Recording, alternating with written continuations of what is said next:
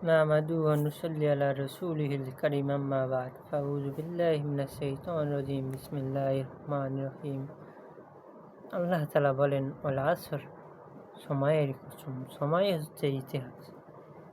এখানে বিভিন্ন সময় বিভিন্ন ঘটনা ঘটেছে। আমাদের আজকের আলোচনা বিষয় যে দ্রাবিড় জনগোষ্ঠী দ্রাবিড়রা এসেছিল 400 বছর পূর্বে। দ্রাবিড়রা এসেছিল ভূমধ্য সাগরীয় অঞ্চল থেকে। দ্রাবিড় সিন্ধু নদীর তীরে সভ্যতার সৃষ্টি। দ্রাবিড়রা সিন্ধু নদীর তীরে সভ্যতার সৃষ্টি করে, অর্থাৎ নির্মাণ করে। স্রষ্টা তো মা আল্লাহ, বরং তাদের দ্বারা এটির নির্মাণ হয়। দ্রাবিড়রা বসবাস করত দক্ষিণ ভারতে। গায়ের রং ছিল কালো বাদামি, মধ্য আকৃতি, লম্বা কালো, মাথা লম্বা, নাক চওড়া, কালো চুল ও ঢেউ খেলানো। আজকের বর্তমানে বাঙালিদের মধ্যে 4/3 অংশ বাঙালি অস্ট্রিক ব্লাস দ্রাবিড় অর্থাৎ বাঙালি জাতির মিশ্রণে তৈরি হয়েছে।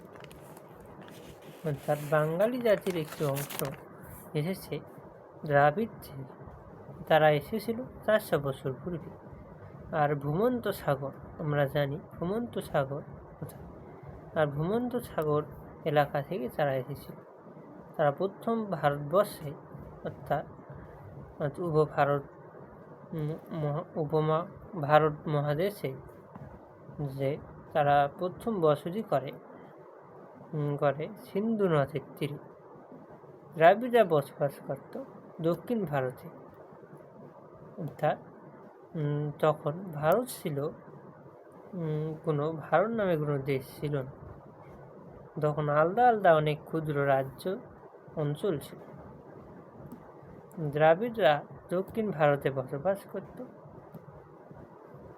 তাদের আকৃতি কালো বাদামি, মধ্য আকৃতি, মাথা লম্বা, নাক চওড়া, কালো চুল, সেও খেলানো। আর বাঙালি ও অস্ট্রিক জাতির মিলনের মাধ্যমে বিবাহ এবং উভয়ের মিলনের মাধ্যমে জন্ম নেয় বাঙালি জনগোষ্ঠী তৈরি। অর্থাৎ বাঙালি যে জনগোষ্ঠী তৈরি হয়েছে তাদের মাধ্যমেই তৈরি হয়েছে।